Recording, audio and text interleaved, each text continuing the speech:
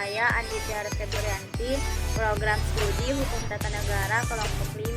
Di sini saya sebagai member Forum Kajian Ilmiah Ulul Albab di IAIN Bone angkatan 2019 akan melakukan screening untuk halakah intelektual di mana membuat sebuah video penjelasan materi tentang epistemologi, keislaman, serta penjelasan ayat-ayat Ulul Albab. Semoga lancar dan semoga dimudahkan. Amin.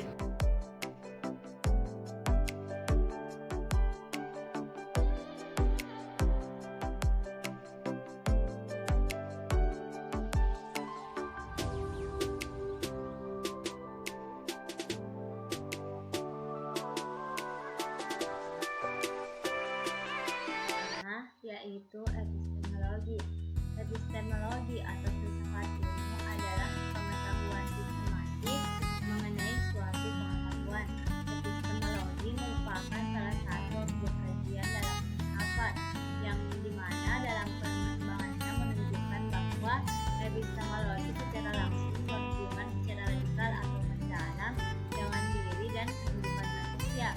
Pokok kajian epistemologi akan sangat menonjol apabila dikaitkan dengan pembahasan mengenai hakikat epistemologi sendiri.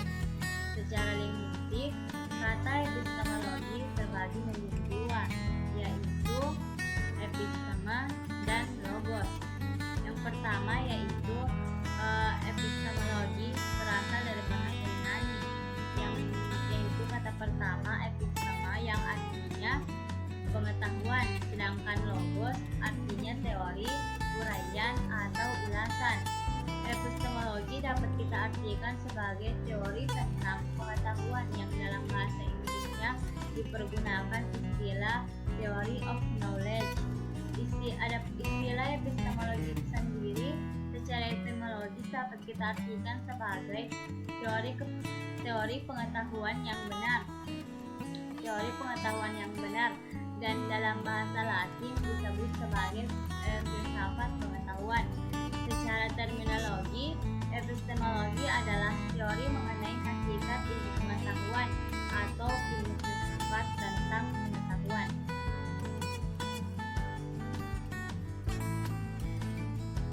Adapun masalah utama dari epistemologi adalah bagaimana cara kita memperoleh pengetahuan itu sendiri. Sebenarnya seseorang baru bisa kita katakan berpengetahuan apabila ia telah menjawab pertanyaan-pertanyaan epistemologi, yang artinya pertanyaan dari epistemologi itu dapat menggambarkan bahwa manusia mencintai pengetahuan. Hal ini yang menyebabkan eksistensi epistemologi sangat urgent atau sangat penting untuk menggambarkan manusia berpengetahuan, yaitu dengan jalan menjawab dan menyelesaikan masalah-masalah yang dipertanyakan dalam epistemologi. Makna pengetahuan dalam epistemologi adalah nilai tahu manusia tentang sesuatu sehingga ia dapat membedakan antara satu ilmu dengan ilmu yang lainnya. Sendiri dapat kita artikan sebagai informasi yang disadari atau telah diketahui secara sadar oleh seseorang.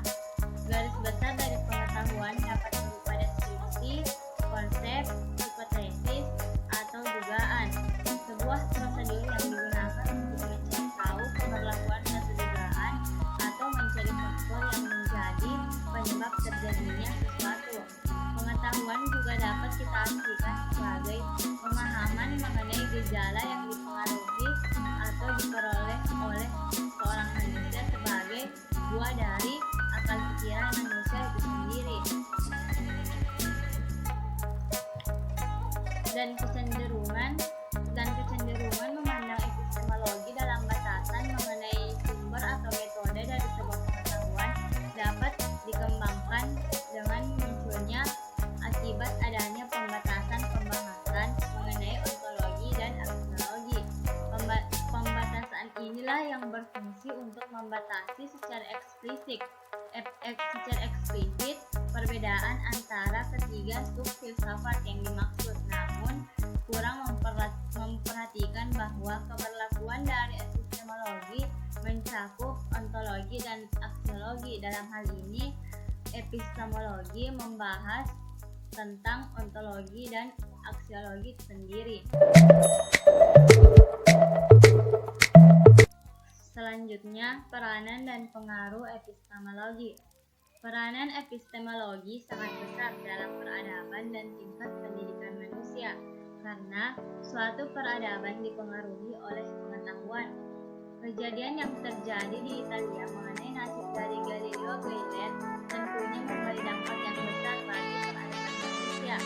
Penghukuman yang diberlakukan atas dirinya membuat ilmuwan lain akan membatasi diri dari kajian yang mungkin menyinggung masalah agama.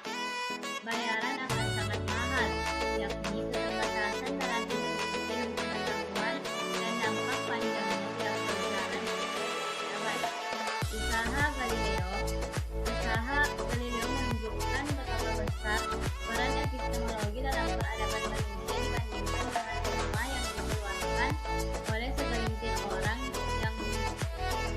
yang hanya beralaskan sumber yang terbatas. Diperlukan sebuah pembuktian dari kalam tersebut atau dengan bahasa yang lebih agamis. Manusia tidak memiliki kemampuan untuk memahami kalam tersebut secara tepat. Kalimat ini terdengar seperti doktrin yang bertolak belakang dengan kajian epistemologi. Namun pada dasarnya, manusia memiliki pembenaran bahwa kebenaran hakiki hanya memiliki ilahi, meskipun tidak satupun di antara kita pernah melihatnya secara langsung.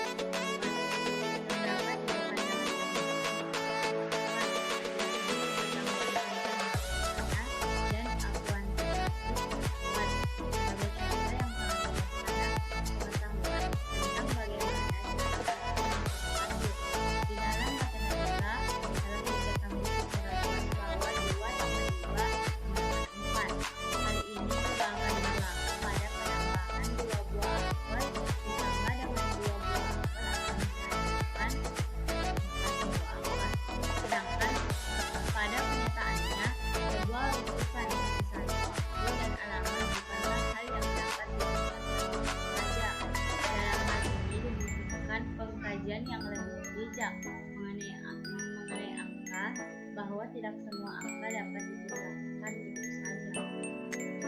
Beberapa pandangan ahli mengenai kajian epistemologi. Beberapa pandangan ahli berpendapat bahwa kajian epistemologi hanya terbatas pada mengatakan dan asal usul sumber ilmu pengetahuan secara konseptual dan filosofis, yang merupakan lebih besar universitas pada dasarnya memiliki pandangan bahwa epistemologi membicarakan objek-objek lainnya. Di sisi lain, aspek-aspek yang dianggap berpengaruh justru diabaikan dalam pembahasan epistemologi. Dan pengetahuan itu digunakan oleh manusia berdasarkan dengan kapasitas dari orang melakukan suatu pemikiran. Sumber dari pengetahuan dapat berupa cita, rasa, dan hasrat mengenai suatu objek. Sebagai contoh sederhananya, seseorang akan mengetahui mengenai enak atau tidaknya suatu menu makanan dengan mencicipinya.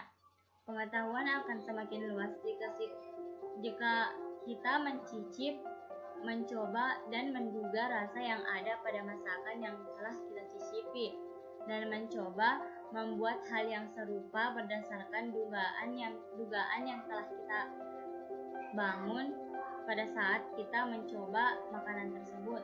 Dengan demikian dapat kita simpulkan bahwa pengetahuan merupakan sebuah proses mengkombinasikan informasi yang didapatkan dan sebuah potensi dalam menindaklanjuti informasi tersebut. Selanjutnya yaitu ruang lingkup epistemologi. Pandangan tentang ruang lingkup dari kajian epistemologi akan mencakup tentang keseluruhan objek yang ada di muka bumi. Hakikat dari cakupan objek epistemologi sangat luas dan tidak terbatas. Ketika seluruh ilmu dan objek yang ada di bumi ini telah dikaji dengan sangat mendalam, manusia masih harus mencari tahu mengenai sesuatu yang ada di luar bumi. Sebagai contohnya saja bulan dan matahari yang harus kita kaji dan mencari tahu kebenaran dan keberadaannya.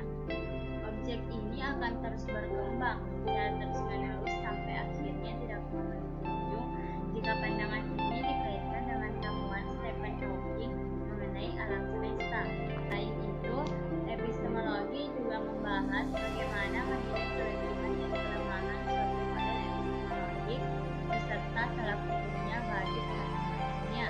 Pengetahuan merupakan daerah persinggungan antara benar dan percaya.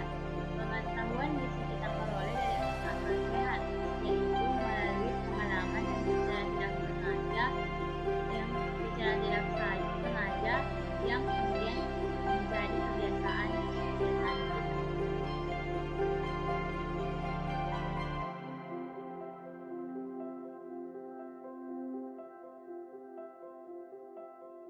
Yang kedua yaitu tentang keislaman.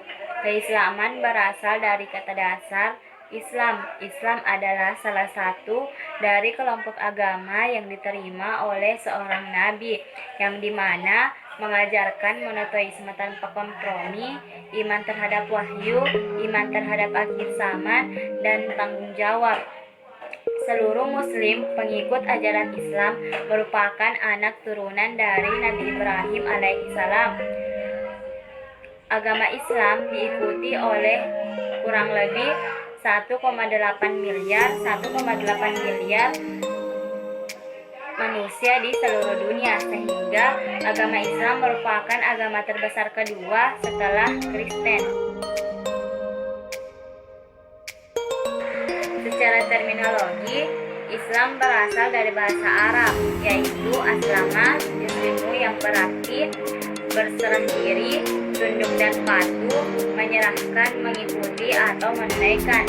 Kata Islam itu sendiri sangat erat hubungannya atau kaitannya dengan makna keselamatan, kemurnian, dan kedamaian. Sedangkan secara istilah, Islam berarti penyerahan diri, ketundukan dan kepatuhan terhadap perintah Allah Subhanahu wa taala, dan pasrah serta menerima dengan puas terhadap segala ketentuan dan hukum-hukumnya. Maksudnya hukum-hukum dari Allah Subhanahu wa taala. Maksud dari kata berserah diri itu sendiri yaitu kita sebagai umat muslim atau orang yang sudah mengikuti ajaran agama Islam, kita menyerahkan diri kita kepada agama kita karena kita sudah percaya bahwa agama yang kita anut itu sudah benar, sehingga kita menyerahkan diri kita semata-mata kepada agama kita agar kita dapat memilih jalan hidup yang benar dan mudah. Selain itu, kita sebagai umat muslim kita juga tidak boleh mempertanyakan atau meragukan Islam itu sendiri. Sebagai muslim kita harus tetap menjalankan perintah-perintah dari Allah Subhanahu wa taala dengan tidak mempertanyakannya, serta berusaha untuk memahami hikmah-hikmah di balik setiap kejadian yang telah terjadi. Sebagaimana dalam firman Allah Subhanahu wa taala dalam Quran surah Al-Baqarah yang berbunyi, Bismillahirrahmanirrahim. Bisqala lahu rabbuhu aslim, qala aslamtu lirabbil alamin. Yang artinya, ingatlah ketika Tuhan berfirman kepadanya, berserah dirilah. Dia menjawab, aku menyerahkan diri kepada Tuhan seluruh alam.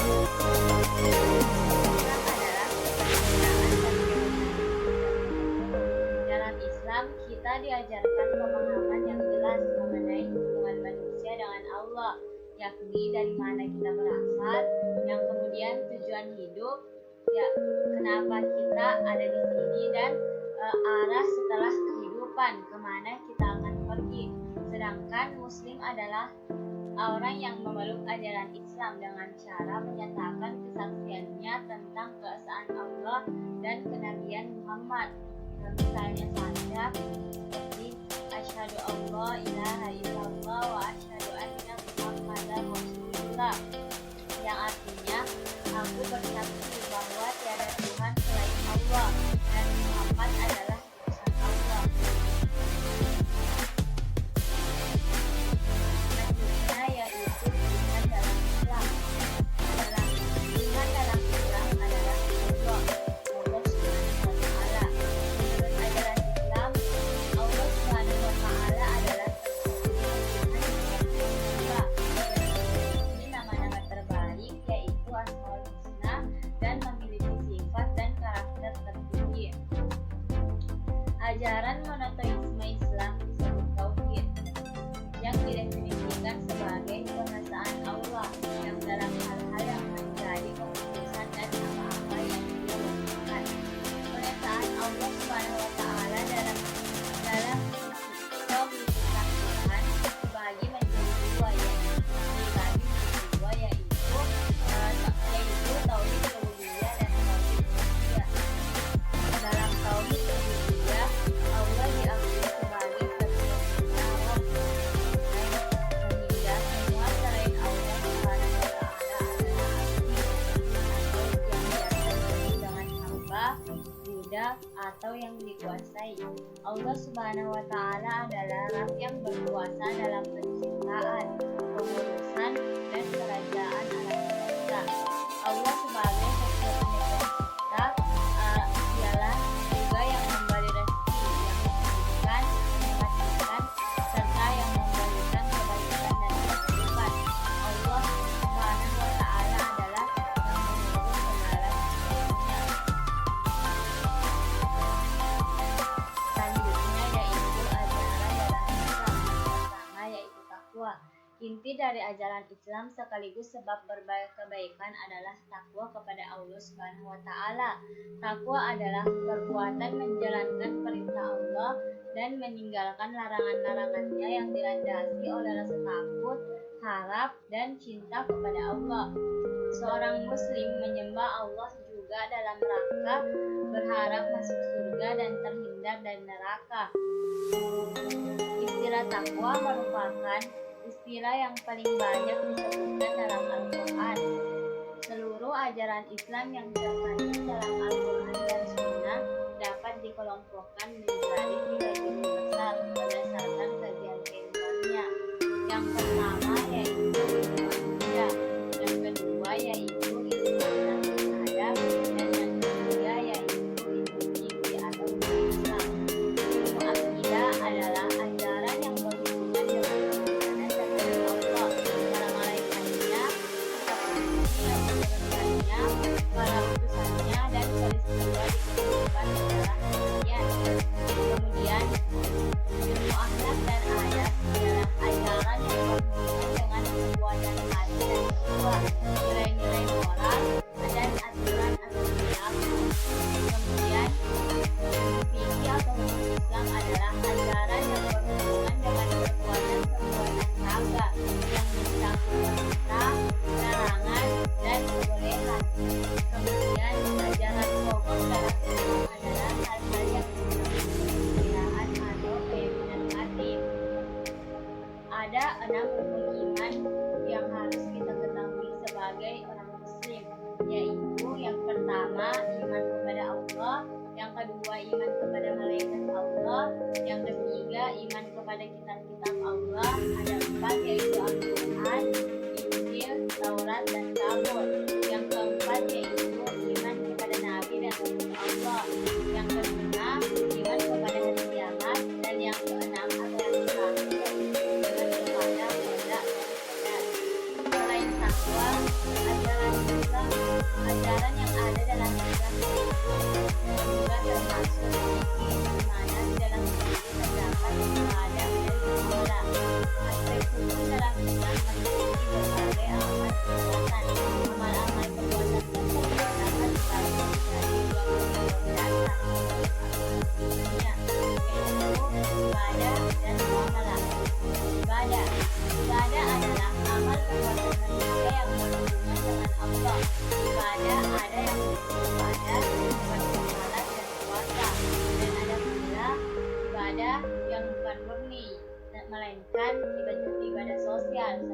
zakat, dan haji.